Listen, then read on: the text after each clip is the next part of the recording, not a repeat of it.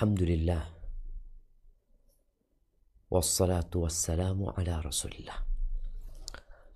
Segala puji bagi Allah Jalla Jalaluh, dan salat serta salam semoga senantiasa tercurahkan untuk utusan Allah, untuk baginda Nabi kita Muhammad alaihi salatu wassalam, untuk keluarga beliau, untuk istri-istri beliau, untuk putra-putri beliau, dan untuk seluruh sahabat Nabi. Semoga Allah meridai kita bersama mereka. Amma ba'd. Jamaah rahimakumullah. Bicara romantisme. Mungkin setiap orang memiliki pandangan tentang romantis ini berbeda-beda. Bahkan dari satu generasi ke generasi lainnya terkadang nggak sama. Dari satu negara ke negara lainnya, dari satu budaya ke budaya lainnya. Tapi yang jelas saat ini konsep romantisme ini sering digaungkan oleh orang sebagai sebuah simbol dari mungkin drama-drama Korea. Kalau dulu mungkin ada film-film India yang dianggap mengungkapkan sebuah kisah cinta yang indah. Ahibati fillah, apapun yang kita baca tentang romantisme, dari budaya setiap bangsa, setiap generasi, sejenis dalam Islam ada dan diperintahkan, tapi dengan satu syarat. Apa syaratnya? Harus menikah. Bicara romantisme yang mungkin tergambarkan dari perhatian kecil sehari-hari, menyiapkan makanan dari sang istri, memberikan hadiah, meluangkan waktu bersama, sentuhan fisik yang berupa menggenggam tangan, membonceng pasangan, bersandar. Kita akan lihat nih, bentar lagi, komunikasi yang baik komunikasi. Istri bicaranya lembut, suami menanggapi dengan baik, jujur, saling mendukung, memberikan pujian dan apresiasi, dan banyak lagi lainnya. Tapi ingat, dalam agama kita, semua bentuk romantisme yang tidak dilandasi oleh pernikahan, maka itu hanya jebakan setan.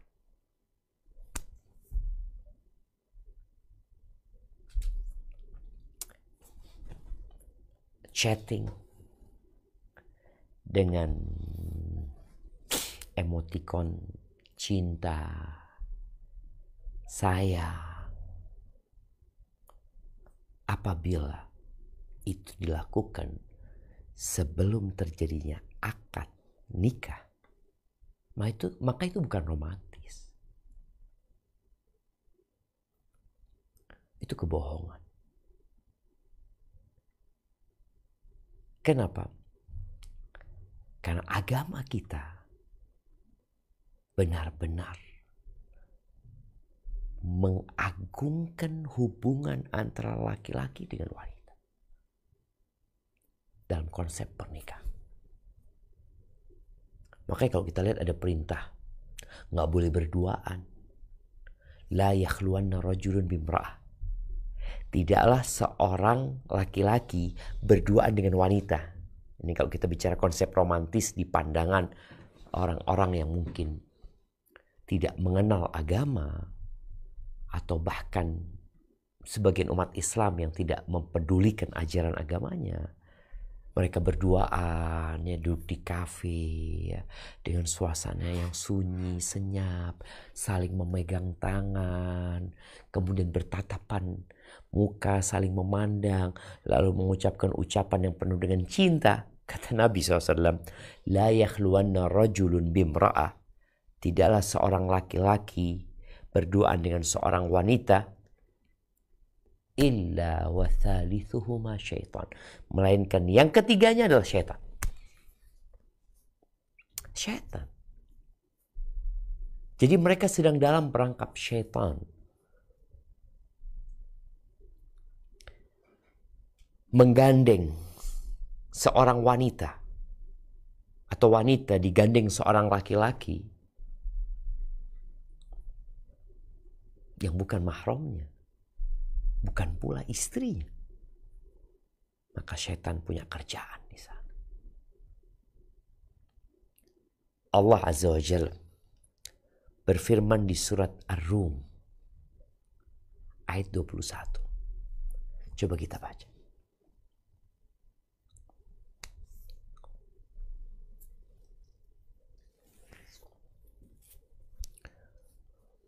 A'udzu billahi minasyaitonir rajim. Bismillahirrahmanirrahim.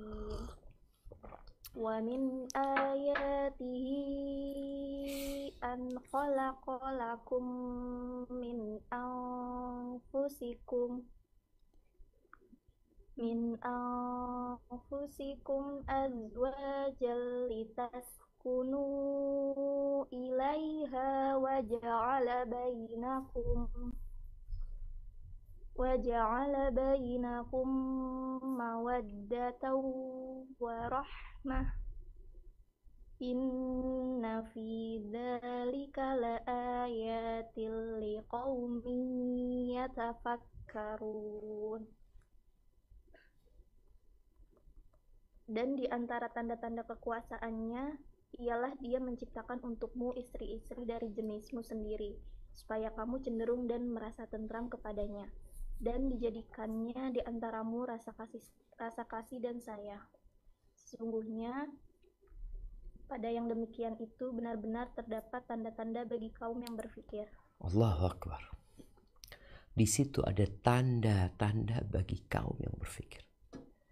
Ini romantis. Siapa yang menghadirkan cinta dan kasih sayang? Allah Azza wa Jalla. Dengan apa? Dengan pernikahan.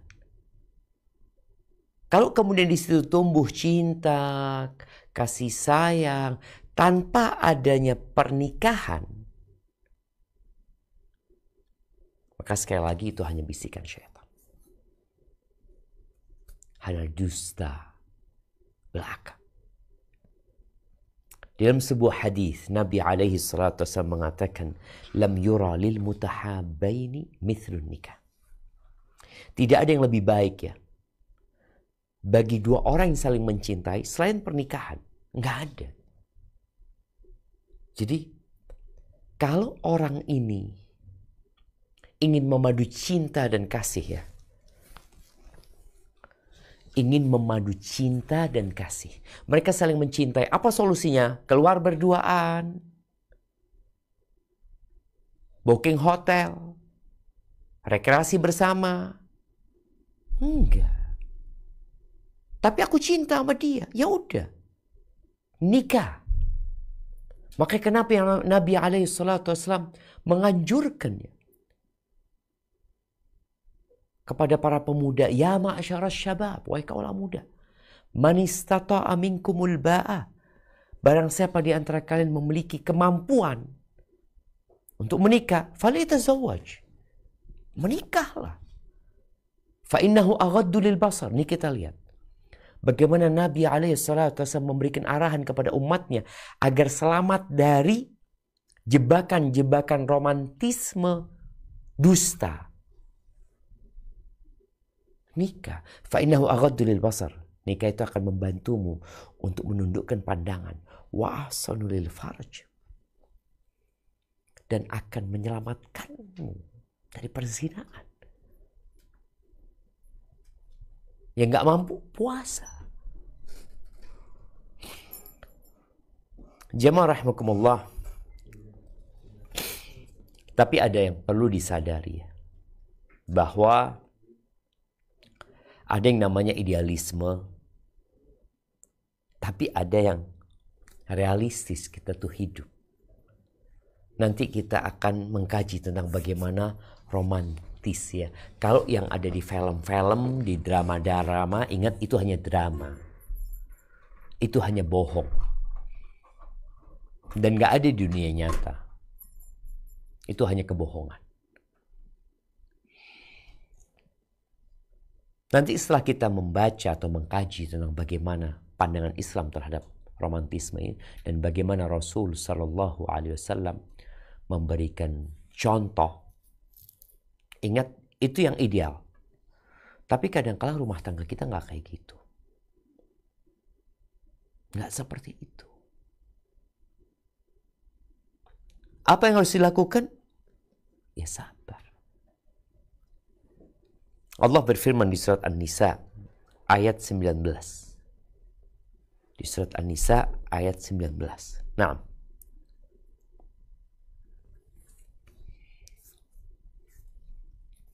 A'udzu billahi minasyaitonir rajim. Bismillahirrahmanirrahim. Ya ayyuhalladzina amanu la yahillu lakum an tarithun nisaa karha wa la ta'dhuluhunna litadhhabu bi ba'di ma ataytumuhunna illa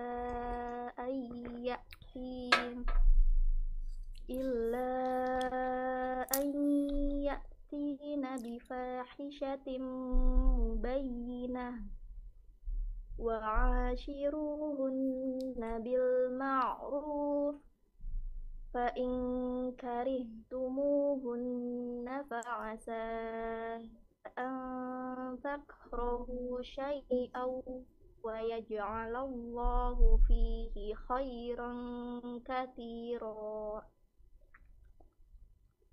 Hai orang-orang yang beriman, tidak halal bagi kamu mempusakai wanita dengan jalan paksa, dan janganlah kamu menyusahkan mereka karena hendak mengambil kembali sebagian dari apa yang telah kamu berikan kepadanya, terkecuali bila mereka melakukan pekerjaan keji yang nyata. Dan bergaullah dengan mereka secara patut. Kemudian, bila kamu tidak menyukai mereka, maka bersabarlah, karena mungkin kamu tidak menyukai sesuatu, padahal Allah menjadikan padanya kebaikan yang banyak. Barakallahu fiik. Di akhir ayat ini Allah memerintahkan para suami untuk menggauli istri-istrinya dengan cara yang ma'ruf, dengan cara yang patut, yang wajar. Bukan hanya bicara hak dan kewajiban, tapi berbuat baik kepada mereka. Gimana kalau nggak suka? Bagaimana tatkala cinta tidak hadir dalam rumah tangga? Apakah kemudian bubar? Ganti istri. Yang istri gugat cerai ganti suami. Karena dia tidak melihat yang ada di rumah tangganya tidak seperti yang dia lihat di film-film, di drama-drama tersebut. Allah memberikan arahan. Tidak selalu cinta itu ada dalam rumah. Tapi bagaimana rumah tangga bisa dipertahankan? Maka dengan melihat kepada kelebihan. Maka Allah katakan, boleh jadi yang kalian benci, di situ Allah jadikan banyak kebaikan. Karena hakikat kehidupan ini adalah mengabdi kepada Allah Azza wa Jalla. Kita mencari kebaikan. Kita menghindari keburukan. Hidup itu bukan like and dislike ya. Boleh jadi yang kita tidak sukai ternyata baik buat kita. Dan boleh jadi yang kita sukai ternyata buruk buat kita. Makanya Umar bin Khattab ya, memberikan arahan agar kita tuh nggak hidup di dunia hayalan. Apalagi dengan kondisi sekarang ya. Kita dapat quote-quote tentang suami yang romantis, tentang istri yang romantis ya. Kita dapat potongan video dari seorang ustadz yang begitu indahnya. Kita dapat potongan video yang menunjukkan tentang bagaimana kepedulian suami sama istrinya, istri sama suaminya. Kemudian tatkala dia memandang kepada suaminya atau suami memandang kepada istrinya, nggak ada itu di rumah. Maka tatkala ada seorang yang ingin menceraikan istrinya karena istrinya tidak cinta kepada dia, Umar melarang laki-laki tersebut dan memberikan nasihat kepada wanita ini dengan mengatakan fa inna aqallal buyut allati tubna 'alal hub.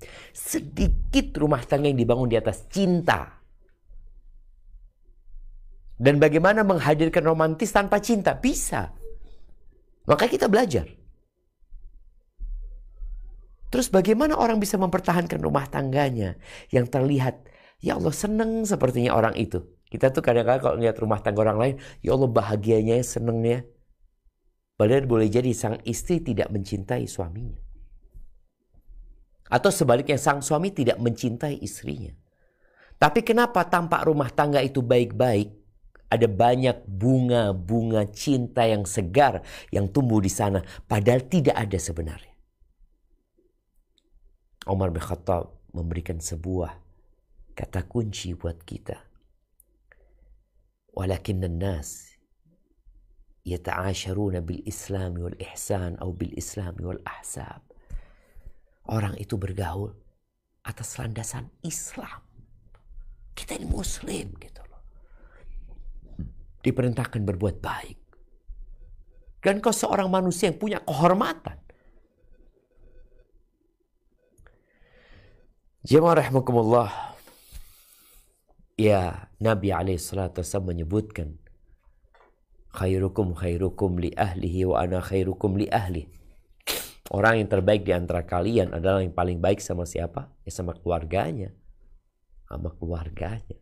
Dan aku adalah orang yang terbaik buat keluargaku. Maka kita akan bicara bagaimana Nabi mencontohkan alaihissalatu wassalam. Dan bagaimana istri-istri Nabi menjalani hidup bersama Rasul sallallahu alaihi wasallam. Dan bayangin ya, mereka ini bukan pasangan yang berduaan, enggak. Nabi SAW memiliki istri 9. Iya, beliau sama Khadijah pernah berdua saja. Di masa-masa sulit ya, bagaimana dukungan diberikan oleh Khadijah untuk suaminya.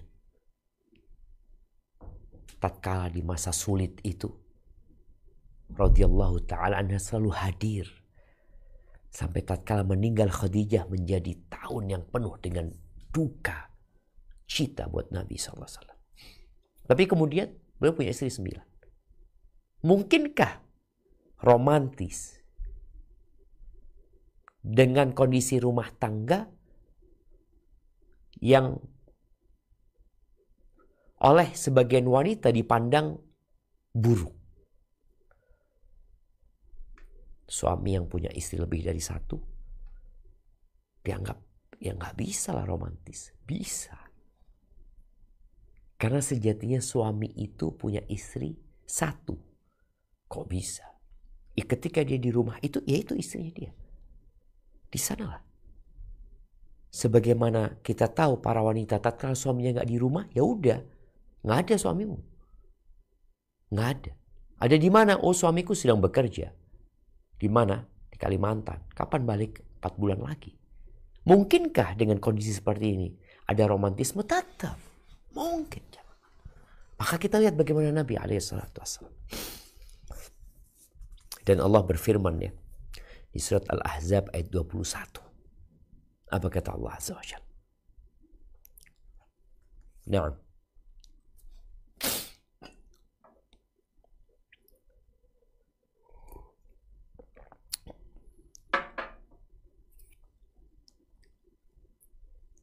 A'udzu billahi minasyaitonir rajim.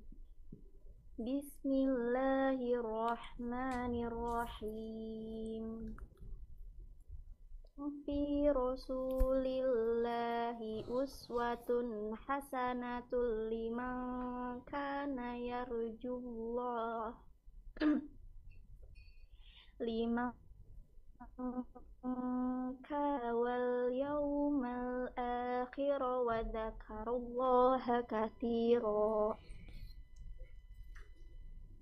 Sesungguhnya telah ada pada diri Rasulullah itu suri teladan yang baik bagimu, yaitu bagi orang yang mengharap rahmat Allah dan kedatangan hari kiamat, dan dia banyak menyebut Allah. Allahu Akbar jemaah. Di sini tatkala seorang banyak mengingat Allah Azza wa Jalla dan tujuan hidupnya adalah Allah dan hari akhir, maka dia akan mendapatkan percontohan yang baik. Di mana? Di diri Rasul SAW. Bukan di drama-drama Korea. Enggak. Yang diutus sama Allah menjadi penutup para nabi adalah Nabi Muhammad SAW. Beliau mengajarkan tauhid kepada umatnya. Mengajak umatnya untuk meninggalkan kesyirikan. Mengajarkan kepada mereka tentang bagaimana membangun kehidupan, berbangsa, bernegara, bermasyarakat, dan berkeluarga. Maka kalau mau mencontoh Nabi SAW. Ingat, bicara romantisme itu bukan untuk dipertontonkan.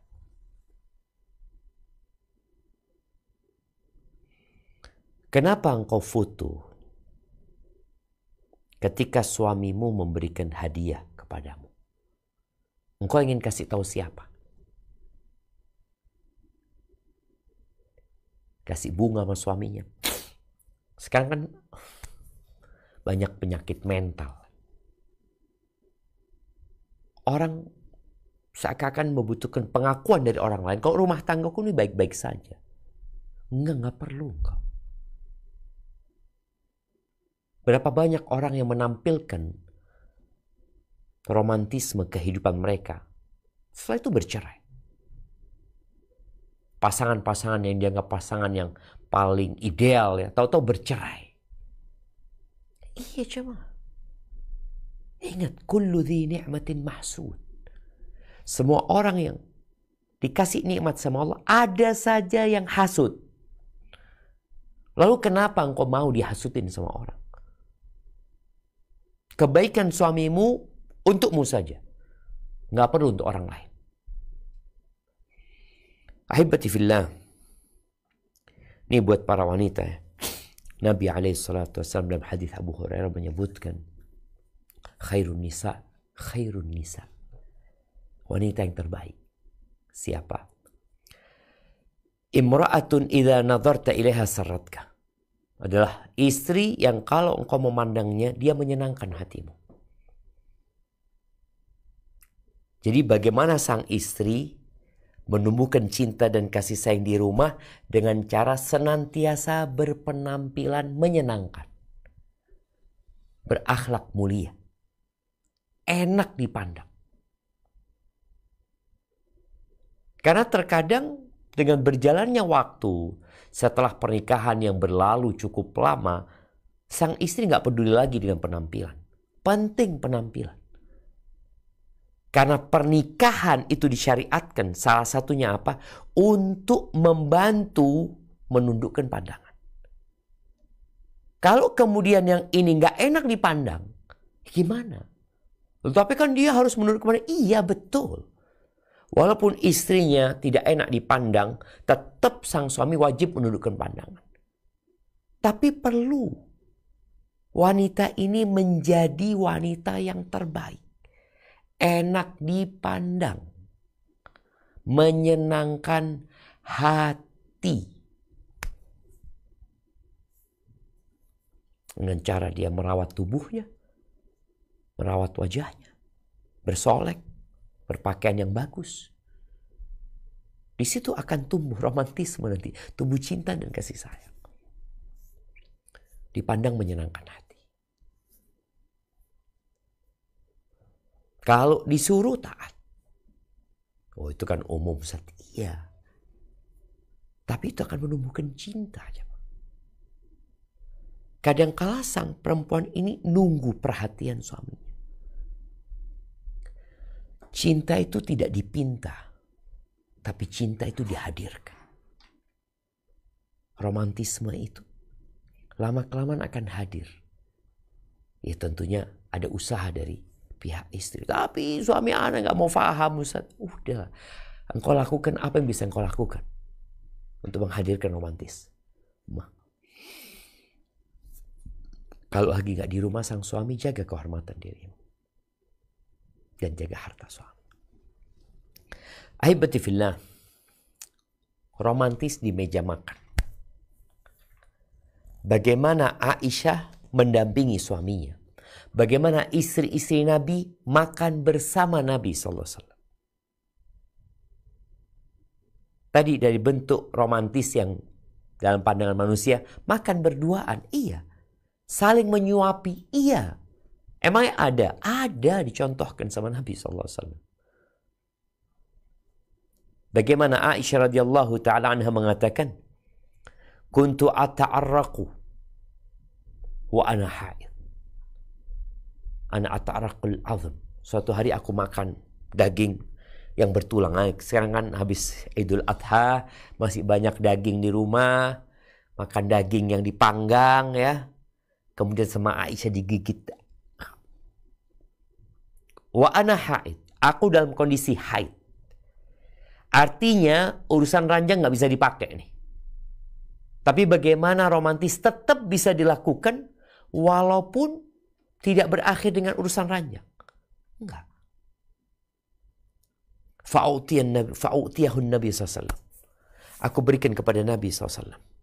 Nabi mengambil itu daging. Fayadha'u fahu ala mawdi'i fiyya.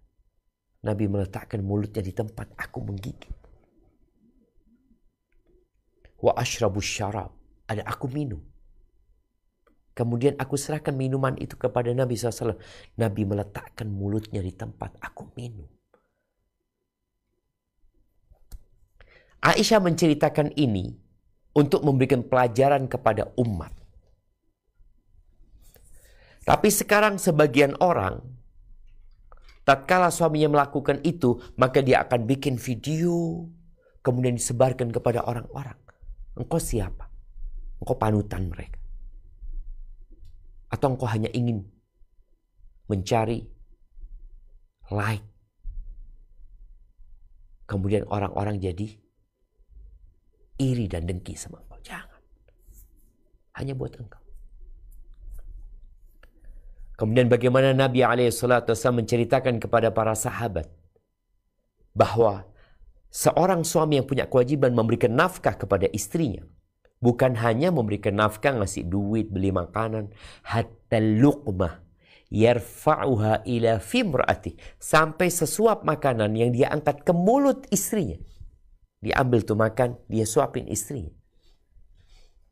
Tabtaghi biha wajh Allah. Engkau berharap karunia Allah Azza wa Jalla. Perjumpaan dengan Allah, melihat Allah Azza wa Jalla. Engkau dapat pahala. Bayangin ya.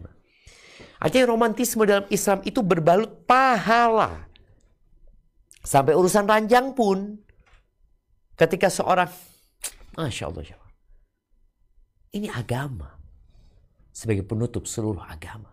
Satu-satunya agama yang diridhoin Allah Azza wa Jalla. Dan satu-satunya agama yang benar. Yang benar. Yang lainnya nggak benar.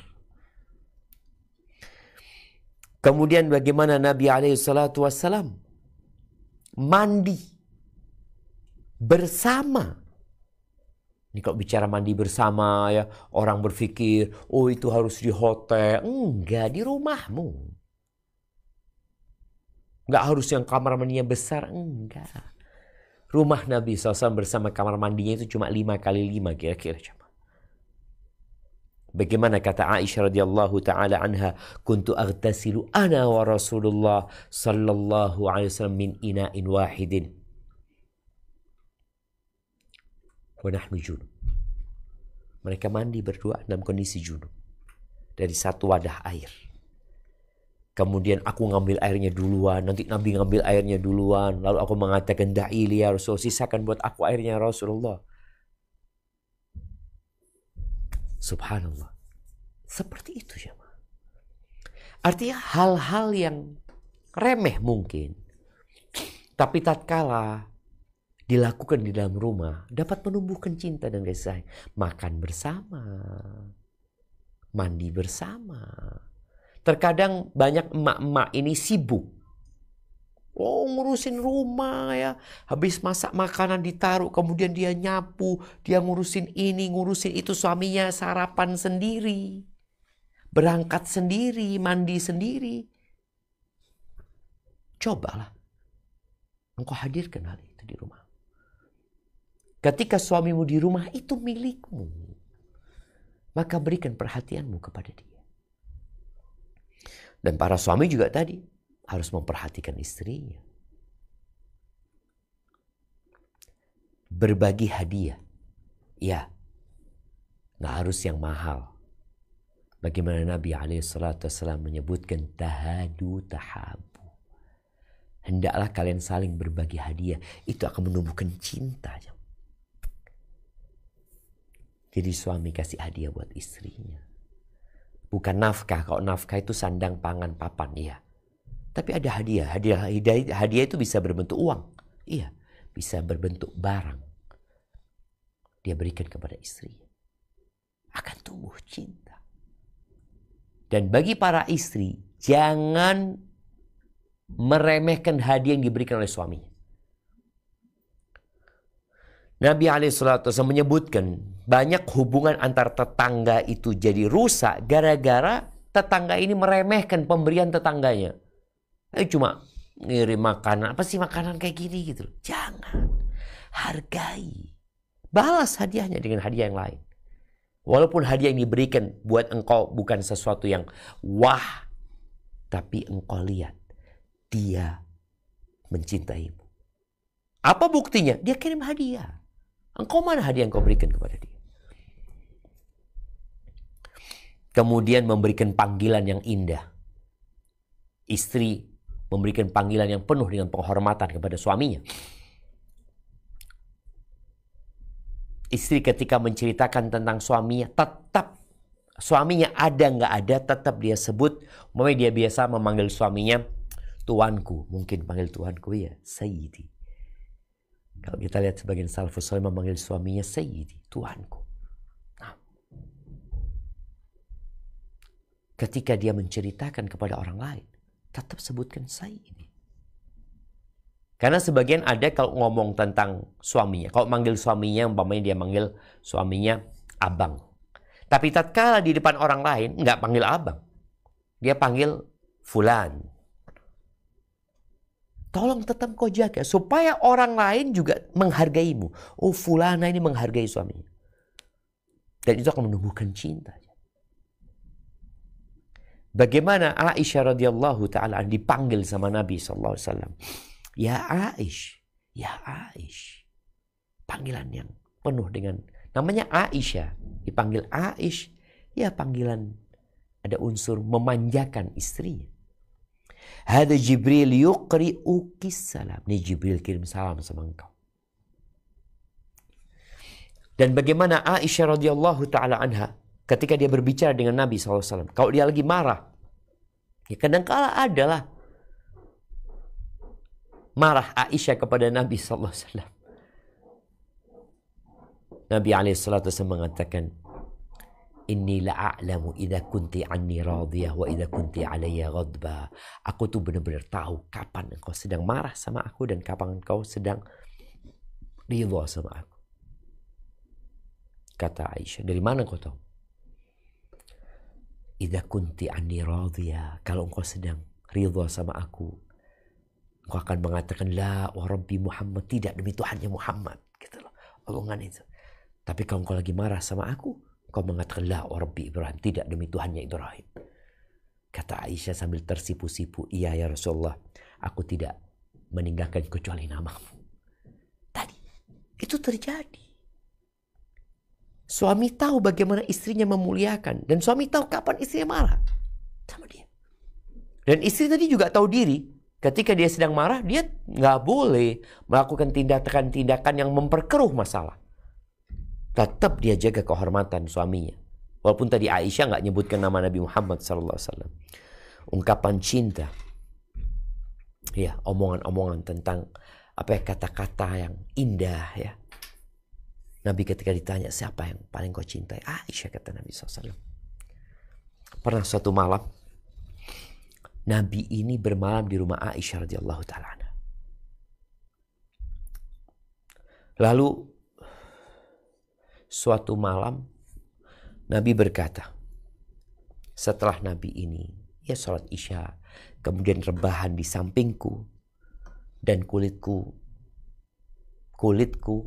ini kalau tadi salah satu romantis itu dengan sentuhan fisik, iya. Dan itu terjadi bagaimana Nabi SAW dengan Aisyah. Aisyah mengatakan, hatta masa jildi jildahu. Aku berdoa tidur sama Nabi SAW sampai kulitku bersentuhan dengan kulitnya. Thumma qala.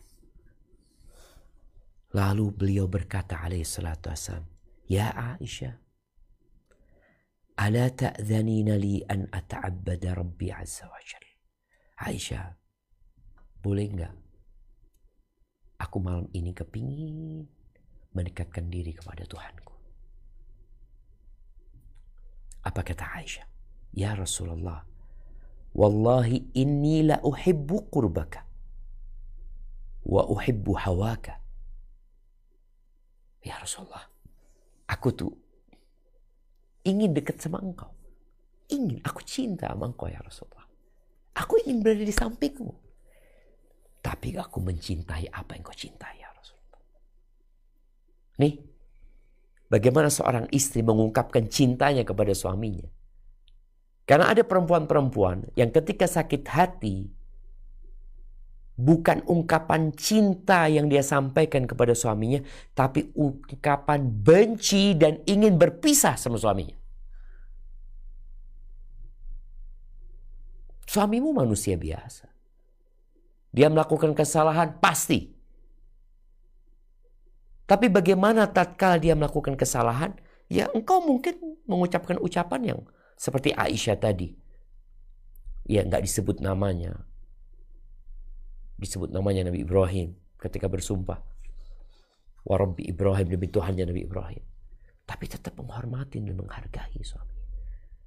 Karena tatkala engkau berulang kali mengungkapkan ingin bercerai, benci, gak suka sama suamimu, lama-kelamaan suamimu yang mencintaimu, boleh jadi cintanya pun akan pudar.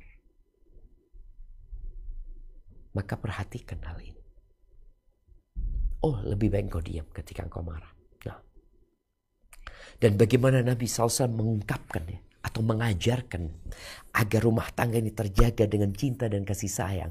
Ketika seorang istri dizalimi sama suaminya, disakiti oleh suaminya, atau dia menyakiti suaminya, apa kata Nabi SAW? Perempuan penghuni surga ini akan datang ke suaminya. Lalu dia pegang tangan suaminya. Dia pandangin suaminya, dia mengatakan, la adzuku bi ghumdin hatta tarda. Aku gak akan memejamkan mata sampai kau ridha sama aku. Allahu Akbar. Berat itu Ustaz. Ya. Tapi inilah kehidupan. Sampai bohong pun diperbolehkan dalam kehidupan rumah tangga. Boleh. Dalam hadis Ummu Kulthum ya, binti Uqbah, bagaimana Nabi SAW mengatakan bahwasanya kebohongan yang dirukhsah, ada dispensasi itu 3. Salah satunya adalah warrajulu yakdzibu li imra'atihi. Seorang laki-laki ya ngomong bohong sama istrinya tentang cinta, kasih sayang. Istri juga sama seperti itu. Ditanya, kau sayang sama aku? Ya Allah, siapa yang gak sayang sama engkau? Walaupun mungkin sang istri sakit hati. Udahlah, jaga rumah tangga. Gak lama kita hidup di dunia. Nah, di antara romantisme yang diajarkan oleh Nabi SAW, bagaimana suatu hari ini Nabi bertanding lari sama Aisyah. Lari. Tapi tidak ada kamera yang merekamnya. Lari dalam kegelapan malam. Tidak ada sahabat-sahabat yang tahu dan menyaksikannya. Tapi Aisyah sebagai aktor dalam pertandingan ini, dia menceritakan untuk menjadi pelajaran buat umat. Apa kata Aisyah radhiyallahu taala anha? Kharajtu ma'an Nabi sallallahu alaihi wasallam fi ba'di asfari. Pernah suatu saat aku pergi bersama Nabi SAW dalam satu perjalanannya. Wa ana jariya lam ahmilil lahma wa lam abdun. Awalam abdan. Aku ya masih gadis kecil yang belum banyak dagingnya gitu. Belum berisi. Faqala linnas taqaddamu. Nabi SAW mengatakan kepada sahabatnya, maju-maju kalian. Kalian maju. Suruh jalan cepat. Nabi di belakang nih berduaan sama Aisyah. Malam hari ini ya, pasukan itu maju. Ketika mereka sudah pergi agak jauh, Nabi berkata kepada Aisyah radhiyallahu taala anha, "Ta'ali usabik." Sini engkau. Yuk kita tanding lari.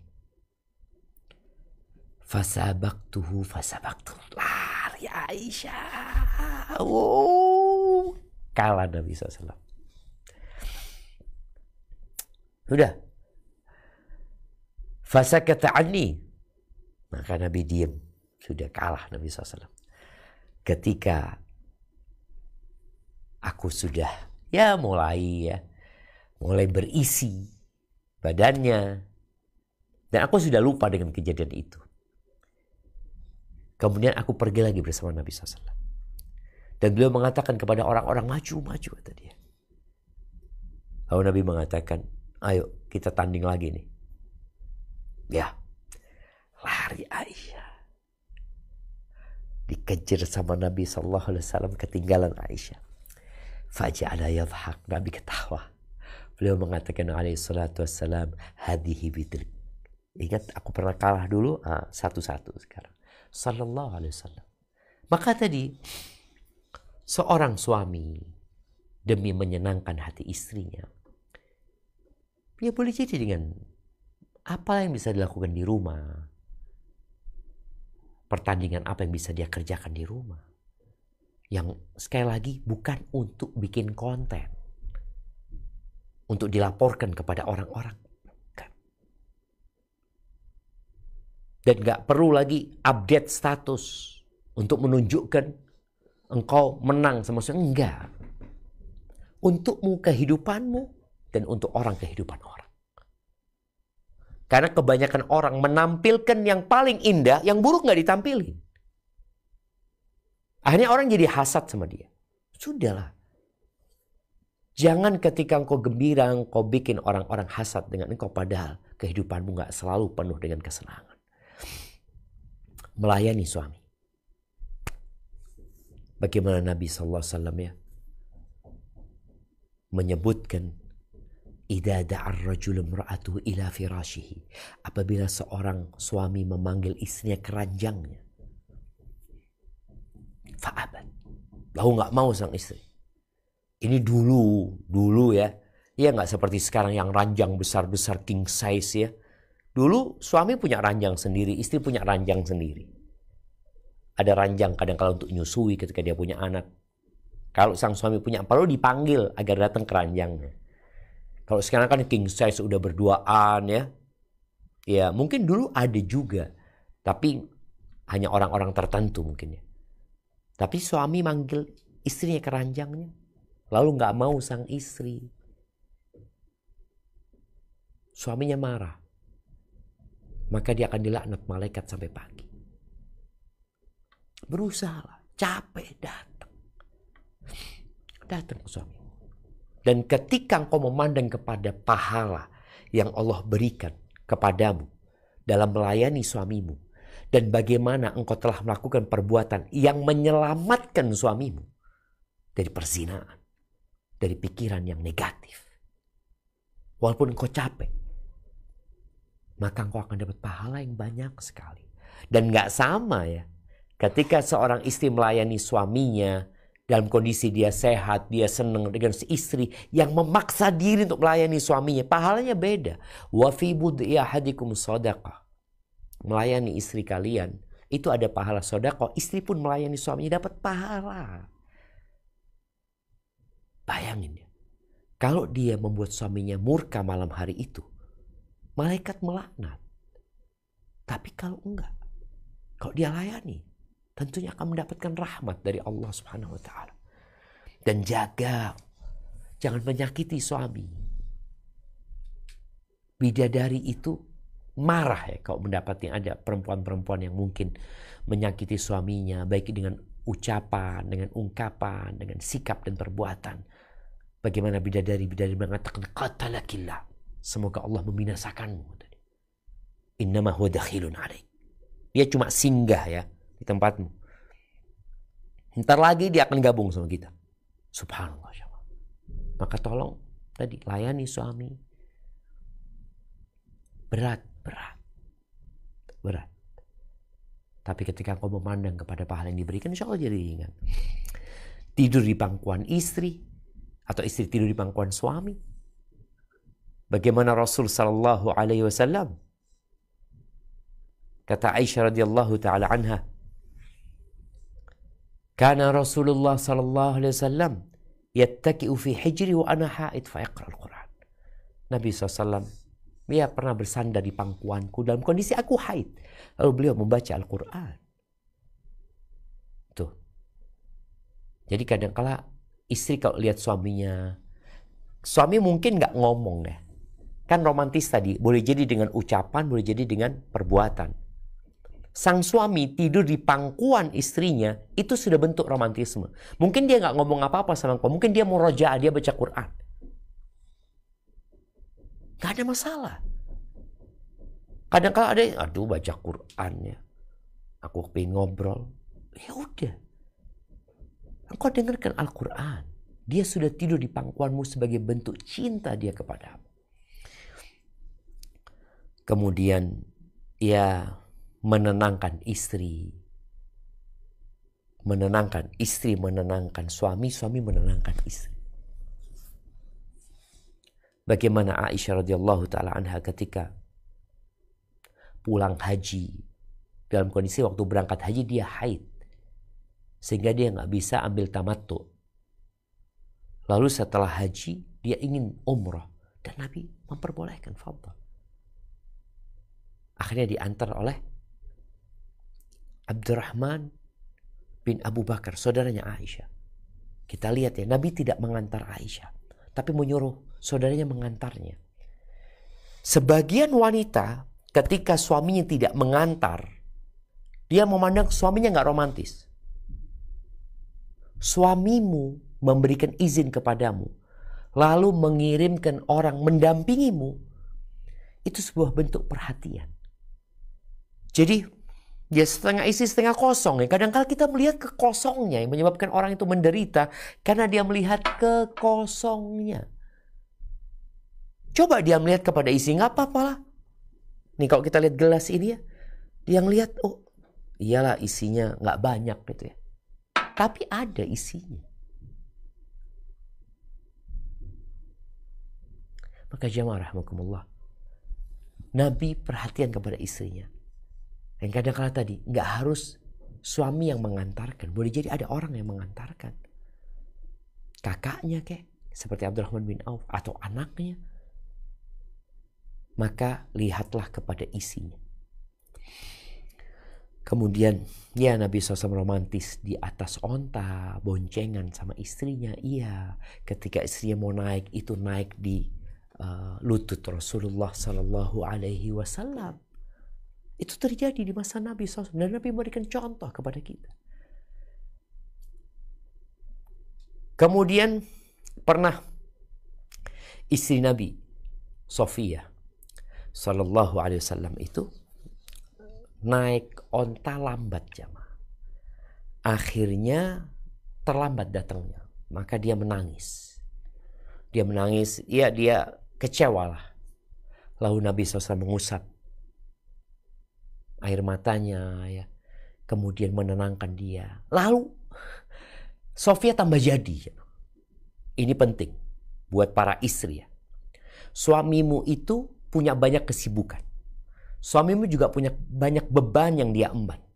Ketika dia hadir untuk menenangkan dirimu, ya, mengusap air matamu, tolong kecewamu jangan terlalu gimana ya? Tolong jangan akhirnya dikasih hati. Ada istilah orang itu, dikasih hati minta rempela. Nabi SAW datang menyambut Sofia, mengusap air matanya, ditenangkan. Sofia tetap. Akhirnya sama Nabi ditinggal. Ini para istri juga. Ketika suamimu sudah hadir, hargai kehadiran. Hargai kehadiran.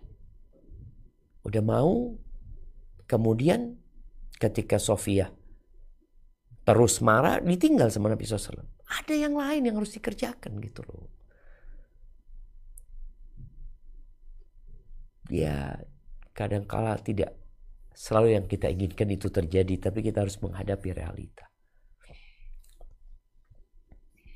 Sholat malam, membangunkan istri, istri membangunkan suami.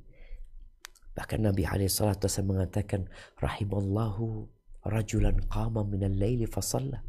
Allah merahmati seorang laki-laki yang bangun di malam hari sholat. Ini sholat pada saat manusia tidur. Sebuah romantisme dalam mendekatkan diri kepada Allah Azza wa Jalla. Selesai sholat dia bangunkan istrinya. Gak mau bangun di percikan air. Istri bangun. Atau sebaliknya. Istri yang bangun duluan. Istri sholat. Setelah sholat dia bangunkan suaminya. Ini bentuk ta'awun ya. Saling tolong menolong dalam memperkokoh rumah tangga ini. Dan ingat. Kadangkala yang kita inginkan tidak terjadi di rumah tangga kita. Maka bersabarlah. Bersabarlah. Berdoalah memohon kepada Allah Azza wa Jalla. Yang semoga dengan itu Allah berikan kepadamu rumah tangga yang sakinah, mawaddah, dan rahmah. Barakallahu fiik. Mungkin itu yang dapat Anda sampaikan pada kesempatan kali ini. Semoga ya mendorong kita atau memotivasi kita untuk jadi lebih baik. Kita masuk ke sesi tanya jawab. Anda kembalikan ke host kita. Jazakallah khair. Jazakallah khair Ustadz. Barakallahu fikum Ustadz atas kajiannya. Afwan izin untuk membacakan pertanyaan pertama Ustadz. Tafadhalina. Assalamualaikum warahmatullahi wabarakatuh. Ustadz, saya sudah ditinggal meninggal suami 5 tahun lalu. Suami rahimahullah adalah seorang yang begitu suka mendengar cerita tentang Rasulullah dan mencoba mempraktekkan bagaimana Rasul ke istrinya, termasuk cerita Ustadz tadi seperti Rasul ke Aisyah. Saya merasa benar-benar beruntung dan bahagia sekali. Namun qadarullah suami tidak berumur panjang.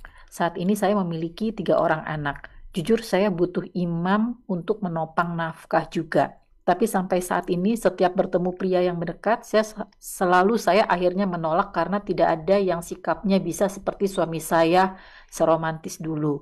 Bagaimana Ustadz agar saya bisa pelan-pelan membuka diri? Apakah saya harus menghilangkan rasa cinta yang dalam ke suami almarhum sebelum siap menerima pria yang baru? Barakallahu fiik. Naam ahibati fillah. Ya, banyak duda ketika bercerai, kemudian dia mau menikah, dia mau cari istri yang seperti istrinya atau lebih dari istri yang dulu.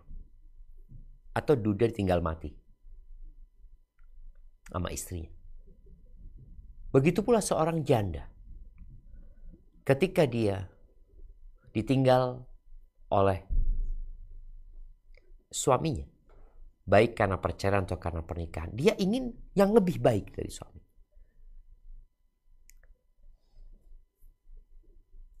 Ummu Salamah ketika suaminya meninggal, kisah cinta Ummu Salamah ini ya Allah indah sekali ya. Bersama Abu Salamah sampai punya anaknya 3 kalau nggak salah, sama seperti yang diceritakan tadi. Ketika meninggal Abu Salamah, Ummu Salamah berdoa, Inna lillahi wa inna ilaihi raji'un. Allahumma ajurni fi musibati wa akhlif li khairan minhu. Ya Allah, berikan pahala buat aku di musibahku dan berikan aku ganti yang lebih baik. Ummu Salamah berseloroh, man khairun min Abi Salamah? Siapa yang lebih baik dari Abu Salamah? Siapa gitu loh. Buat dia, suami itu ya Abu Salamah gitu. Tapi ternyata dia dilamar oleh Rasulullah SAW. Dan Nabi lebih baik dari Abu Salamah. Cuma memang Ummu Salamah mengatakan, aku ini pencemburu ya Rasulullah. Ketika dilamar sama Nabi SAW. Aku ini pencemburu dan aku punya anak gitu loh. Artinya, ya mau gak mau, aku akan berbagi waktu untukmu dan untuk anak-anakku. Rasulullah SAW menerima hal itu. Untuk masalah kecemburuannya, kita minta tolong sama Allah Azza wa Jalla dalam menghadapi kecemburuan istri. Maka buat yang bertanya tadi, ketika engkau butuh dengan pendamping, karena ada perempuan yang aku kayaknya nggak mau menikah, aku akan fokus sama anak-anakku, silahkan. Sebagaimana Ummu Darda, ketika ditinggal mati oleh Abu Darda, sebelum meninggal dunia, Abu Darda, sahabat Nabi SAW, sang istri mengatakan, aku itu ingin bersamamu sampai surga. Kata Abu Darda radhiyallahu anhu, idzan la tankihi ba'di. Kalau seperti itu, engkau jangan menikah setelah aku meninggal dunia. Akhirnya meninggal Abu Darda. Ummu Darda ini cantik dan pinter. Dilamar sama khalifah. Bayangkan, yang melamar itu orang nomor 1 pada saat itu ya. Sebagai khalifah. Sebagai orang nomor 1 di kekuasaan ya. Yang memiliki harta berlimpah ruah tentunya. Muawiyah bin Abi Sufyan. Enggak mau Abu Darda. Enggak. Aku mau sama suamiku. Tadi kalau engkau ingin bersama suamimu, jangan menikah. Tapi kalau engkau berpikir aku butuh, orang yang butuh itu, maka dia akan menerima apa adanya. Seperti orang ketika naik mobil, kemudian salah satu roda mobilnya kempes, bocor, atau pecah. Dia butuh melakukan perjalanan. Gimana caranya? Ada ban serep. Tapi ban serepnya itu tipis. Nggak seperti ban yang pecah tadi. Apa yang dia lakukan? Nggak mau dipasang. Tetap dia pasang. Dia bilang, ya udahlah, ini yang ada. Tapi tipis, ya udah jalannya pelan-pelan, nggak usah ngebut-ngebut gitu loh. Jadi nasihat Ana tadi, ketika engkau memang butuh dengan pasangan, maka engkau titik beratkan kepada agama dan akhlaknya. Yang mungkin dia tidak akan sebaik suamimu. Nggak akan. Kenapa? Ya suamimu adalah cinta pertamamu. Dan engkau cinta pertama dia mungkin. Seperti, sedangkan ini enggak. Boleh jadi dia duda. Boleh jadi dia menikah sama engkau. Ya karena kesian sama engkau. Untuk merawat anak-anak yatim yang ada pada dirimu. Ya udahlah. Berharaplah pahala kepada Allah Subhanahu wa Ta'ala. Berharaplah pahala dan lanjutkan kehidupan demi menyelamatkan dirimu dari fitnah-fitnah yang ada.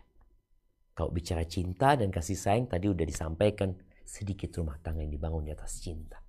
Tapi mereka menjaga rumah tangga mereka, bergaul dengan pasangan hidup mereka atas landasan Islam dan perintah untuk berbuat baik. Hadza wallahu a'lam bissawab. Jazakallah khair Ustaz. Pertanyaan berikutnya Ustaz. Bismillah Ustaz. Semoga Ustaz dan keluarga selalu dalam lindungan Allah Subhanahu wa Ta'ala. Saya tidak berbangga akan hal ini dan memohon ampun pada Allah, tapi saya dahulu menjalankan pacaran sebelum menikah. Pacar yang menjadi suami saya sekarang sangat mesra dan perhatian, dan itu salah satu yang menjadi alasan saya menerima dia. 2 tahun awal pernikahan, perilakunya masih sama, meski sudah ada anak saya pertama. Tapi selanjutnya makin lama makin menghilang. Bahkan kami berdua menjadi asing dan jarang mengobrol, meski jarang juga berantem. Masing-masing sibuk dengan urusannya, termasuk TV atau HP. Pembicaraan kami hanya sebatas anak. Saya bertahan karena melihat dia sebagai suami dan ayah yang bertanggung jawab. Saya pernah bicarakan ke suami, tapi dia hanya iya-iya, nggak berubah. Saya coba mengajak untuk berduaan, dia menolak. Tapi Ustadz, perasaan saya semakin hambar dan rasanya saat ini rasa cinta yang dulu ada makin hilang. Bahkan saya curiga dia memiliki orang lain yang dia sukai. Mohon nasihatnya Ustadz, apa yang harus saya lakukan? Ini ada beberapa pertanyaan serupa Ustadz, di Waduh, mana banyak lama-lama berarti. setelah pernikahan, masing-masing suami istri akhirnya di rumah itu sibuk dengan urusannya masing-masing termasuk TV dan HP Ustadz. Masya Allah, barakallahu fiik ya. Benar yang diucapkan Umar bin Khattab tadi kan. Sedikit rumah tangga yang dibangun di atas cinta. Terus tadi bertahan ya karena agama. Dan alhamdulillah engkau bertahan karena agama itu sebuah pertahanan yang paling kokoh. Bertahan karena Islam. Ya udah, aku diperintahkan untuk menghormatin suami, hormatin suami. Laksanakan tugasmu sebagai istri, laksanakan tugasmu sebagai seorang ibu terhadap anak-anakmu. Terus bagaimana sekarang? Kan tetap saat kita ingin ada cinta dan kasih sayang ya. Seperti dahulu, maka nasihat anak yang pertama engkau perbanyak istighfar. Perbanyaklah memohon ampun kepada Allah Azza wa Jalla. Ma tawaddathnan thumma furriqa bainahuma illa bidhanbin ahdathahu ahaduhuma atau kama qala Rasul sallallahu alaihi wasallam. Tidaklah dua orang yang saling mencintai. Dua orang yang saling mencintai kemudian dipisahkan melainkan karena dosa yang dilakukan oleh salah satu dari keduanya. Dosa. Baik, mungkin sang istri mengatakan enggak, ana enggak punya hubungan dengan laki-laki. Ana menjaga kehormatan diri, boleh jadi. Tapi apakah engkau sudah menghormati dan menghargai suamimu dengan tulus? Bagaimana Nabi SAW mengatakan, "Lau kuntu amiran ahadan an yasjuda li ahadin la amartul mar'ata an tasjuda li zawjiha." Kalau aku memerintahkan seseorang bersujud untuk orang lain, pasti aku perintahkan istri bersujud untuk suaminya. Karena besarnya hak suami. Wala tadhukul mar'atu halawatal ibadah, dan perempuan tidak akan merasakan nikmatnya beribadah. Nggak akan merasakan. Hambar kehidupannya. Baca Qur'annya hambar. Salat malamnya hambar. Puasa sunnahnya hambar. Nggak. Apa kok nggak nikmat hidupku seperti itu? Kok bisa?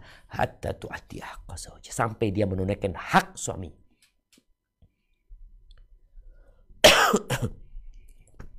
Jadi berusaha engkau memperbaiki diri dalam memberikan pelayanan kepada suami. Suamimu dari surgamu atau nerakamu. Mungkin tadi satu tangan tidak bertepuk ya. Kita tahu satu tangan tidak bertepuk. Dan mungkin gayung tidak bersambut. Tapi engkau laksanakan tugasmu. Allah akan menghadirkan cinta. Wa ja'ala bainakum mawaddatan wa rahmah. Allah jadikan di antara kalian cinta dan kasih sayang. Bagaimana engkau fokus dengan anak-anak? Bagaimana ketika suamimu datang engkau melayani dia, menyambut dia, selalu muliakan suamimu, selalu banggakan suamimu di hadapan anak-anak. Udah laksanakan tugasmu. Nanti cinta akan hadir. Tapi terkadang istri enggak. Gara-gara suaminya kayak gitu, maka dia mulai jaga jarak. Mulai dia diem-dieman juga. Dia tadi suaminya mau diem-diem. Engkau laksanakan tugasmu dengan baik ya. Bagaimana suami datang dipijit tanpa meminta.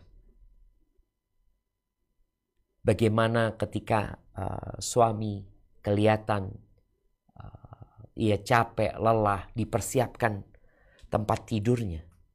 Kadang-kadang ada perempuan, ini datang capek, aku ingin ngobrol. Iya, engkau mungkin ingin ngobrol.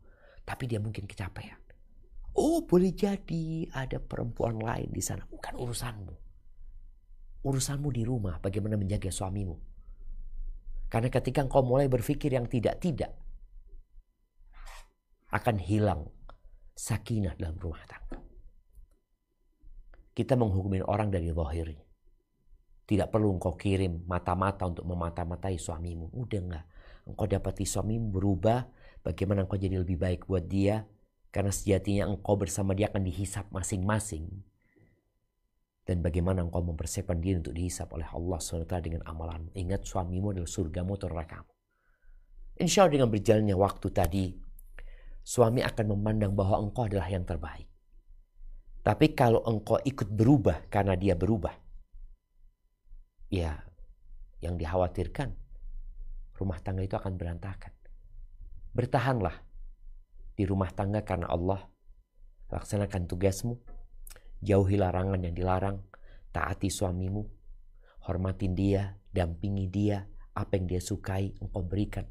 Tadi orang itu kadang-kala kan ngomong selalu suaminya.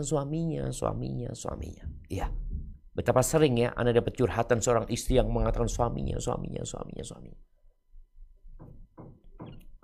Terakhir suaminya tuh ngomong, dia gimana Ustaz istri Ana Ustaz? Istri Ana itu gak memperhatikan tubuhnya Ustaz. Sama sekali. Sedangkan Ana sebagai seorang laki-laki, ternyata ada sebab gitu loh jamaah. Maka tolong para istri introspeksi. Ini karena yang tanya bukan suaminya. Kalau suaminya yang tanya, Ana akan kasih tahu suaminya. Yang tanya istrinya. Maka Ana fokus bagaimana engkau menciptakan suasana yang romantis. Walaupun tadi mungkin dia tidak melakukan itu, nggak apa-apa. Seperti seorang yang menanam ya. Yang menanam sebuah tumbuhan. Mungkin dia lihat pohonnya ini bibitnya itu nggak bagus. Tapi ketika dia pupuk, dia rawat. Lama-kelamaan dia jadi lebih bagus daripada yang bibitnya super tapi tidak dirawat dengan baik. Sabar menghadapi suamimu. Engkau jaga, ingat ketika suamimu di rumah, dia milikmu. Fokus sama dia ketika di rumah. Ketika dia di luar ya, kadang-kadang ada banyak orang romantis itu suami sampai tempat kerja, WA, aku sudah sampai ya. Suami nanti mau mulai kerja WA. Jamaah. Ini yang kadang-kala merusak rumah tangga. Suamimu tidak sama dengan suami fulana. Boleh jadi suaminya fulana kerjaannya nggak banyak. Dia masih bisa WA-WAan. Boleh jadi suamimu di tempat kerja langsung dapat tugas yang banyak. Mungkin dia baru bisa WA ketika mau pulang. Sang istri nuntut. Kenapa sih kok nggak WA? Kenapa kok aku tanya nggak dibales? Lo tolong. Orang dulu itu ketika suaminya keluar rumah udah selesai. Dia nggak tahu tentang suaminya tidak tahu tentang keluarga sampai kapan, sampai pulang. Nggak ada handphone, nggak ada WA. Ya udah terima suamimu seperti itu. Dan jangan membandingkan suamimu dengan suami siapapun. Nih kadang-kala kita lihat ada konten-konten ya yang mereka cepet-cepetan diangkat teleponnya sama suaminya. Cepet-cepetan. Ini merusak jemaah. Kenapa? Mereka hendak membandingkan nantinya. Oh lihat suamiku peduli sama aku ya. Seperti itu. Belum tentu. Boleh jadi yang paling cepat ngangkat itu paling bermasalah. Tapi dia ingin menutupi masalahnya dengan cara ketika istrinya telepon, dia paling cepat ngangkatnya. Hadza wallahu a'lam bissawab. Barakallahu fikum Ustaz. Berikutnya kita persilahkan Ummahat yang bertanya langsung. Tafadholi Ummahat dengan handphone Xiaomi. Namanya Afan tidak terbaca. Tafadholi Afan satu pertanyaan dan sesuai dengan tema sebisa mungkin.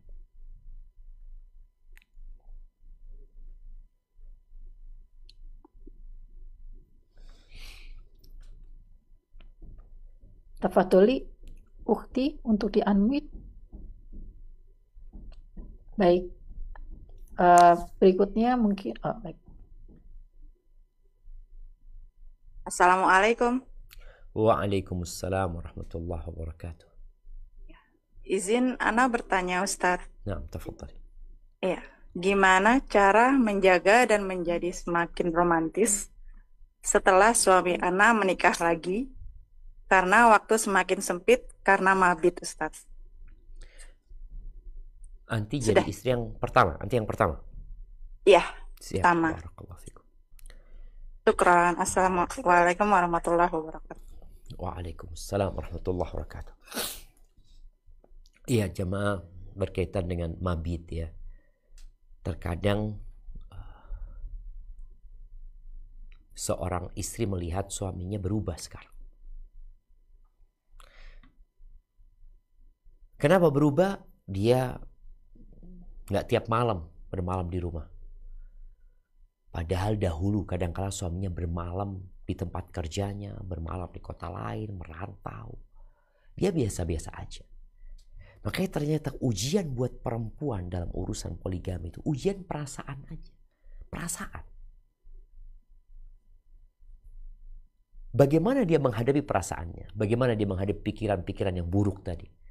Yang boleh jadi dia berpikir cintanya dibagi, yang boleh jadi suami anak mungkin di sana lagi ngapain, lagi ini, itu macam-macam. Pikiran-pikiran ini yang akhirnya membuat hambar hidup dia ketika suaminya datang. Maka bagaimana engkau mengembalikan romantisme? Kalau bicara waktu, boleh jadi ada waktu panjang tapi juga nggak romantis. Rasul SAW itu bermalam di rumahnya Aisyah 9 malam sekali.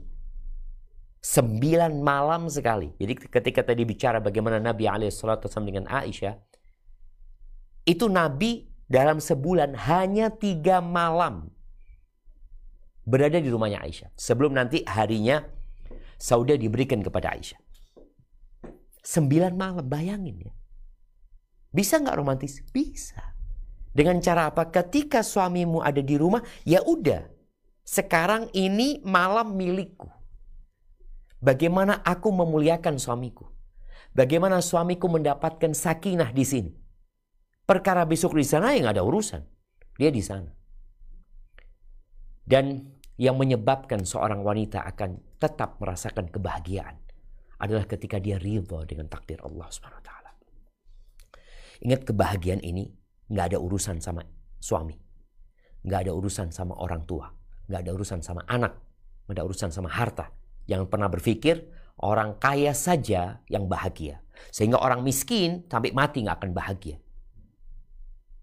Orang miskin tidak akan bahagia sebagaimana orang kaya tidak akan bahagia ketika dia tidak menerima ketentuan Allah Subhanahu wa taala. Irda bima qasamallahu lak. Ridhalah dengan apa yang Allah tetapkan buat engkau. Ridhalah. Takun aghnan nas. Engkau akan jadi orang paling kaya sebenarnya ketika engkau ridha.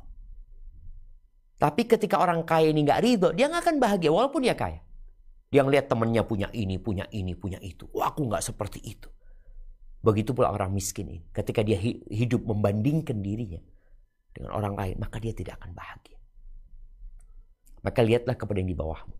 Nasihat ana buat siapa saja yang mungkin hidupnya seperti Aisyah radhiyallahu taala anha, atau seperti Saudah, atau seperti istri-istri Nabi yang lainnya, sallallahu alaihi wasallam, hendaklah dia ridha dengan ketentuan Allah Subhanahu wa taala, memandang bahwa yang dilakukan suaminya bukan sebuah kemaksiatan, dan suaminya melakukan itu ya karena memang diperbolehkan dalam agama. Semoga itu menyelamatkan dia dari kemaksiatan ya, dari perzinaan ya. Tinggal bagaimana engkau ketika suamimu datang, ya udah ini suamiku sekarang. Ketika waktunya dia bermalam di sana, fadhal. Lepas suamimu dengan kondisi tenang sehingga dia rindu untuk datang ke rumah. Tapi ketika di rumahmu banyak keributan, kadang-kadang dia jadi malas bermalam di situ. Maka bismillah. Ketika engkau nggak mampu ya dengan bisikan-bisikan yang membuatmu ingin berontak ya, maka katakan hasbunallah wa ni'mal wakil. Hasbunallah wa ni'mal wakil. Minta tolong sama Allah Subhanahu wa taala. Insyaallah jemaah. Cinta pertama itu tidak tergantikan sebenarnya. Naqil fuadak. Pindahlah hatimu kemana engkau mau. Tapi tetap yang sebenarnya itu untuk yang pertama. Dan semoga dengan cara seperti itu kau bisa tetap berbahagia dan bisa tetap melayani suamimu dengan baik sampai kelak Allah memberikan pahala yang besar atas kesabaranmu. Hadza wallahu a'lam bissawab. Jazakallah khair Ustaz. Berikutnya tafadholi Ukhti Tias untuk bertanya. Afwan, satu pertanyaan.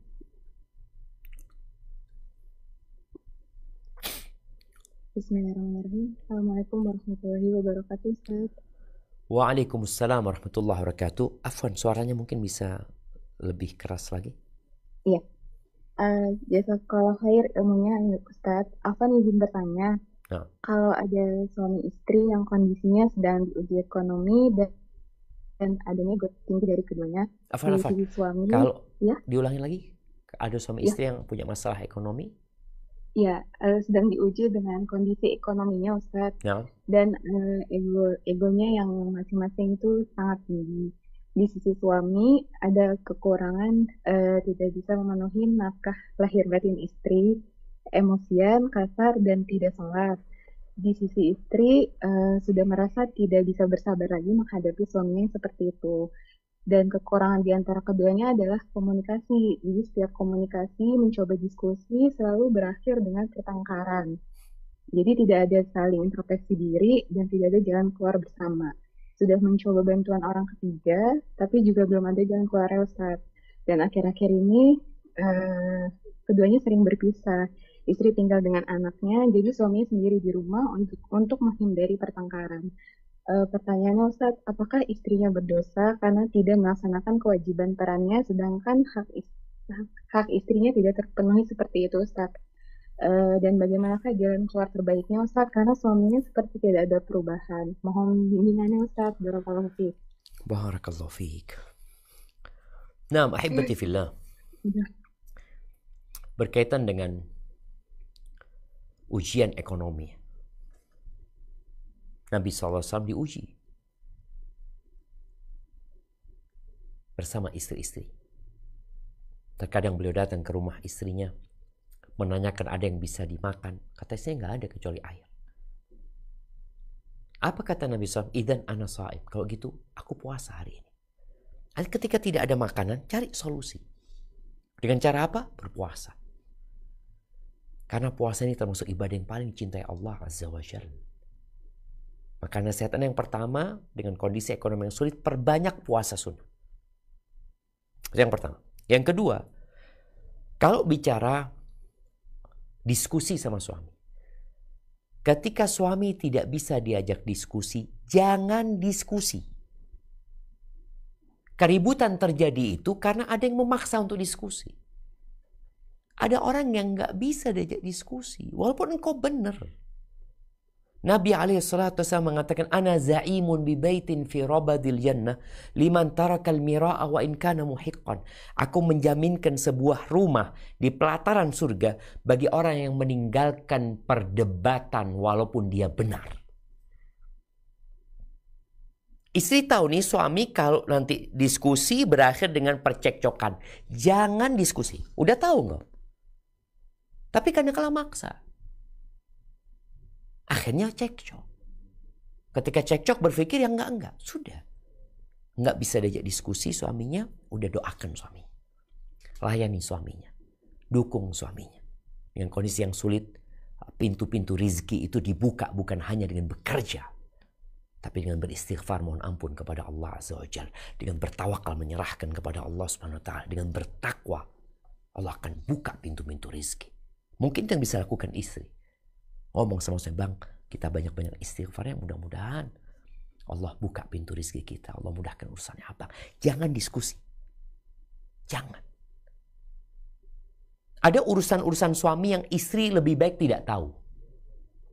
Ini pertanyaan yang terakhir tadi. Bagaimana ketika suami tidak menjalankan tugasnya, tidak memberikan nafkah kepada istri? Istri memang boleh tidak melayani suami. Kadang-kadang istri harus bekerja, kadang-kadang dikasih nafkah. Maka sang istri pilihannya yang pertama, dia tidak melayani suaminya. Karena memang suami tidak memberikan nafkah kepada dia, sehingga istri harus cari nafkah sendiri. Yang kedua, dia tetap melayani suaminya dengan hitungan nafkah yang diberikan istri kepada dirinya dan keluarganya, utang suami yang nanti akan ditanggung suaminya ketika dia punya uang. Yang ketiga, dia niatkan sedekah. Dia tetap melayani suami yang dia berikan jadi sedekah. Tapi tadi, ada kondisi yang kau sudah tahu. Suamimu gak bisa diajak diskusi. Jangan diskusi. Berikan dukungan.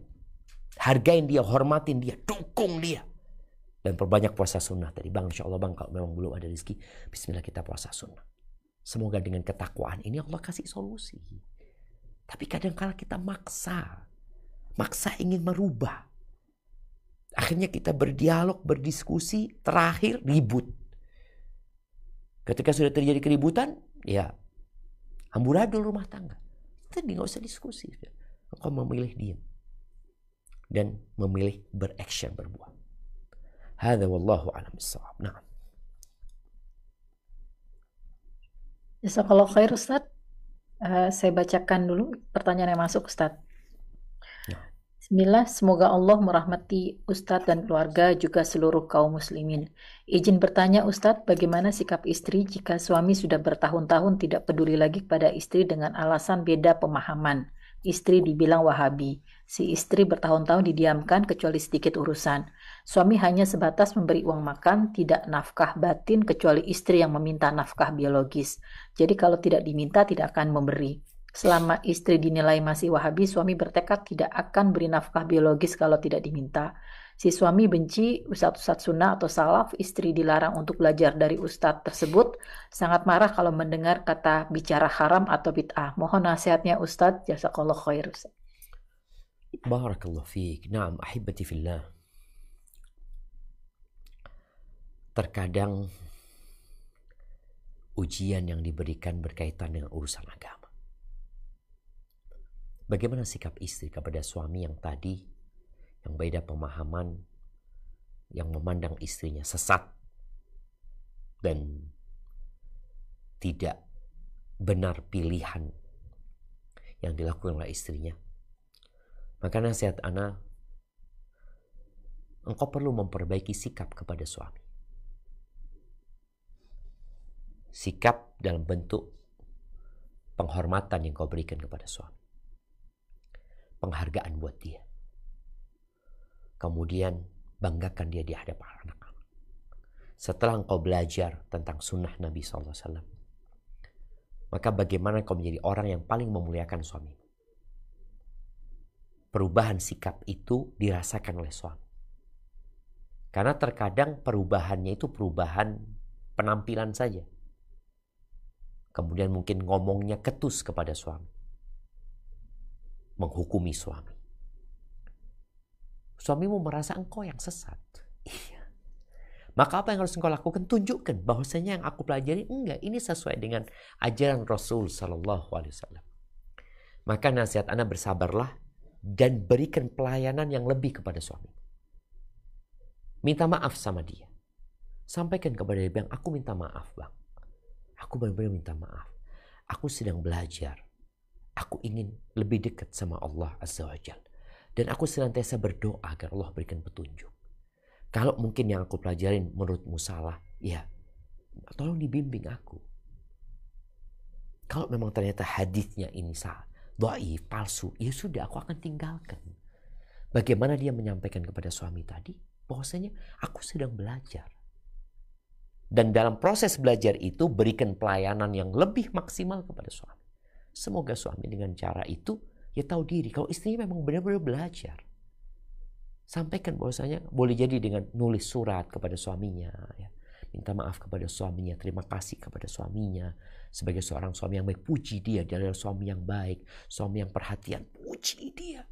Tapi sampaikan, aku minta maaf kalau mungkin yang aku pelajarin menurutmu salah. Tapi aku minta petunjuk kepada Allah agar Allah menunjukin aku jalan yang benar. Hadza wallahu a'lam bissawab.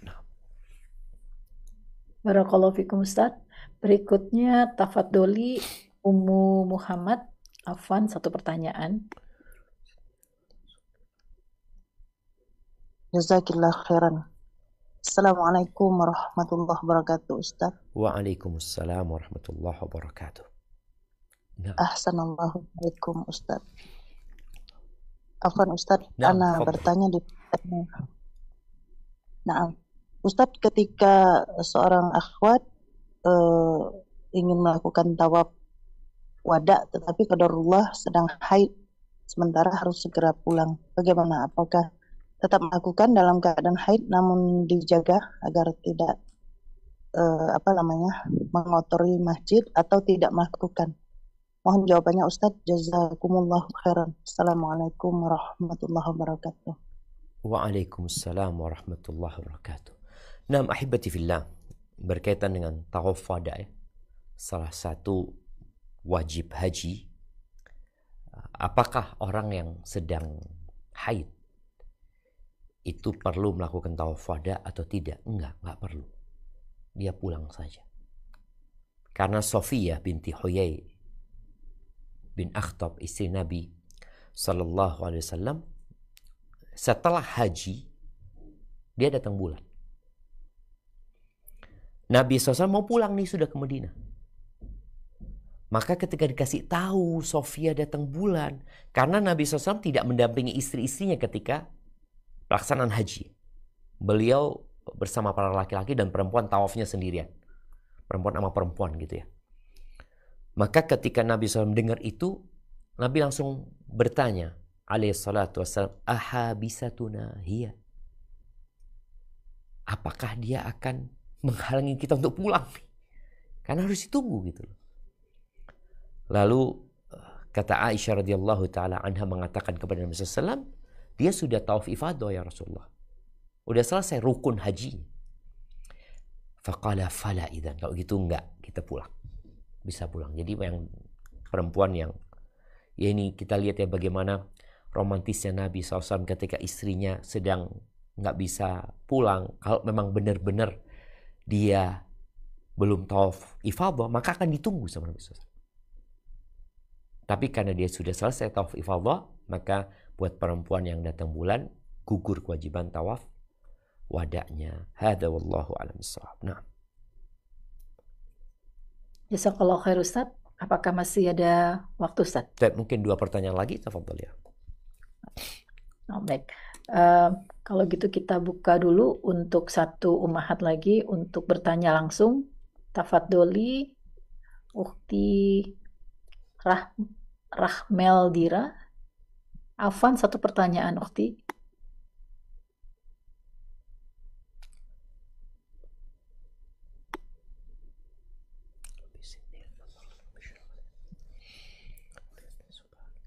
Ya, jika tidak, mungkin masih tidak bisa.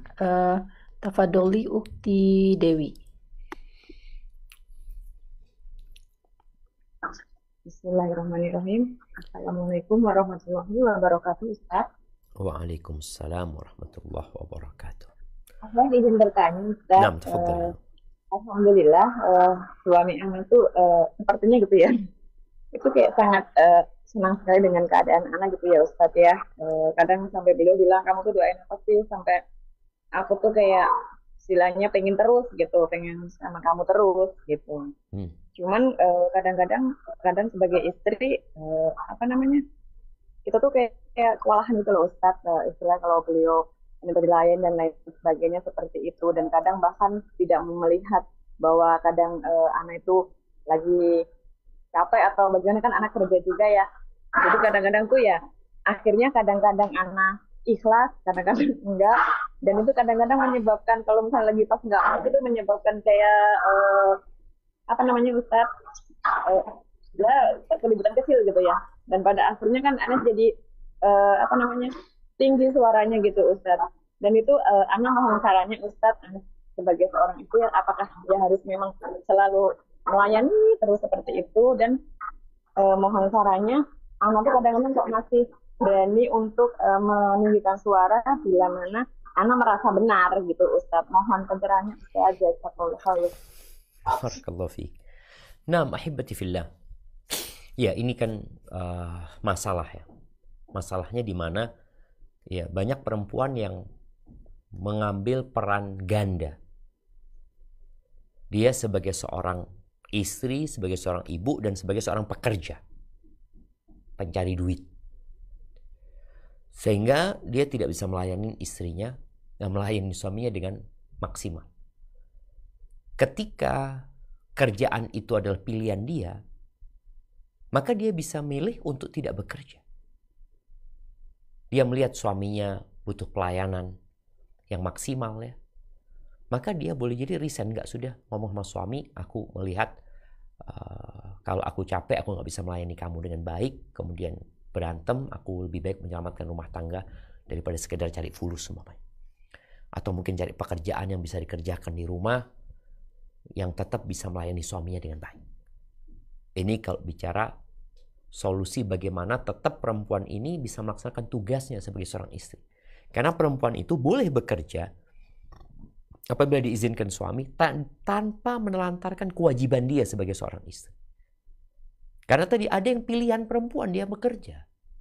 Dan suami memperbolehkan, bukan menyuruh. Karena suami nggak boleh nyuruh istrinya cari fulus gitu. Minta bantuan istri boleh. Tapi menyuruh istri untuk bekerja enggak, itu bukan kerjaan istri. Suami yang wajib memberikan nafkah. Yang kedua, kalau engkau tetap bekerja, maka jangan lupa ketika mau tidur, baca subhanallah 33 kali. Alhamdulillah 33 kali. Allahu Akbar 34 kali. Nabi SAW menyebutkan itu lebih baik dari pembantu. Semoga itu jadi kekuatan buat engkau supaya bisa melayani suami. Yang ketiga, di keletihan dan kelelahanmu, pandanglah ada pahala. Dan di situ juga ada cinta kepada suami dan penghormatan buat dia dan keridhaan Allah Subhanahu wa taala. Sehingga seorang istri jangan berpikir sholat malam aja yang berpahala, puasa sunnah aja yang berpahala. Puasa sunnah aja tuh perempuan harus izin sama suaminya, dari besarnya kedudukan suami. Karena takut suami punya perlu sama dia dalam kondisi puasa sunnah. Maka hendaklah dia berusaha untuk memandang bahwa aku berkhidmat kepada suami, melayani suami itu bernilai pahala gitu loh. Bernilai pahala. Bahkan sekali lagi tadi, puasa aja harus izin sama suami. Kemudian yang keempat, berkaitan ketika capek ya, kemudian mengangkat suara atau berdebat sama suami karena merasa benar, ada hal-hal yang perlu dihindari. Salah satunya adalah perdebatan dengan suami. Ya udah, ketika memang suami merasa benar ini dan itu, dan kau melihat kalau aku berdebat kemudian akan panjang, udah minta maaf sama suami. Bang, minta maaf, boleh jadi aku salah. Kayaknya aku yang salah. Aku akan pelajari lagi. Aku mohon maaf. Jadi hal-hal seperti itu perlu dibangun dalam rumah tangga. Sehingga sang suami melihat istrinya ini adalah istri yang memuliakan suaminya gitu. Semoga dengan cara seperti itu terjaga rumah tanggamu dan ya Allah memberkahi kehidupan.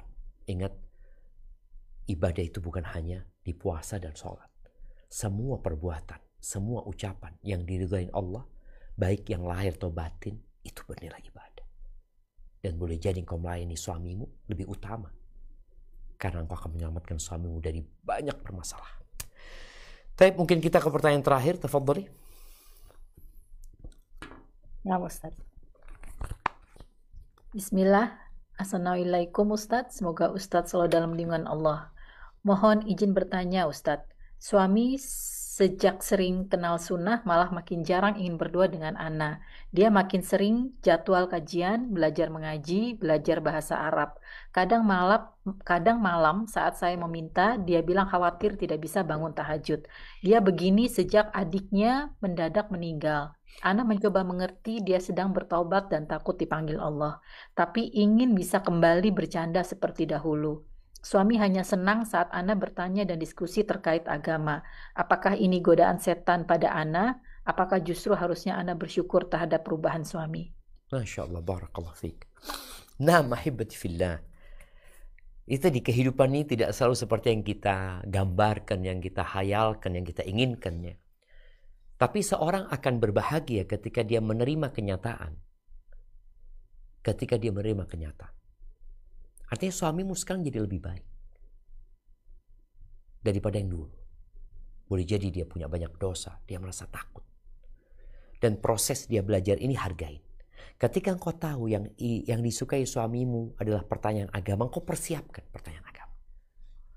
Dengan engkau memberikan penghargaan, engkau dekat sama dia, tadi romantis dengan ya menyuguhkan makanan, mijetin suami, sambil bertanya urusan agama. Membuat dia semakin suka.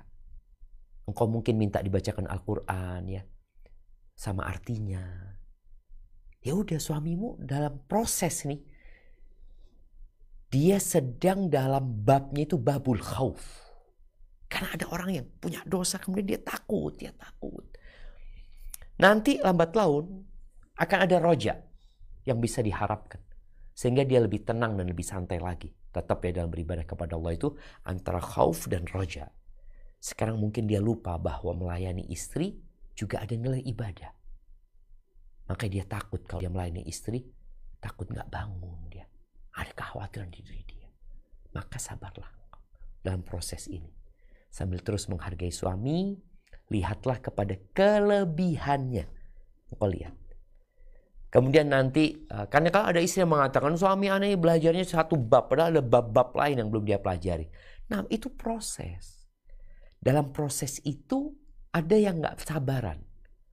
Sehingga menyebabkan keributan. Sesuatu yang seharusnya nggak bisa jadi ribut, jadi ribut.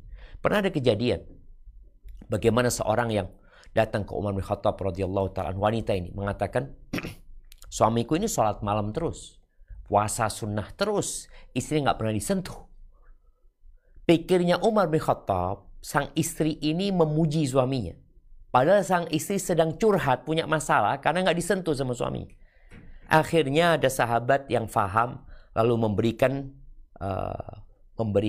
keputusan kepada dia, bahwasanya engkau, laki-laki ini, katakan engkau itu punya hak untuk nikah dengan 4 orang. 4 wanita. Sudah, 3 malam lakukan ibadahmu. Tapi malam keempat hubungi istrimu. Buat istrimu. Jadi akhirnya dia karena memang ingin mendekatkan diri kepada Allah Azza wa Jal, dianggap yang 3 malam seperti istri dia, yang 1 malam engkau berikan hak kepada istrimu. Jadi itu mungkin solusi. Ketika engkau dapat tiap 4 malam suamimu mau dekat sama engkau, alhamdulillah. Semoga dengan itu ya diberkahi kehidupan, engkau punya suami semakin baik ya. Akan turun rahmat Allah ya.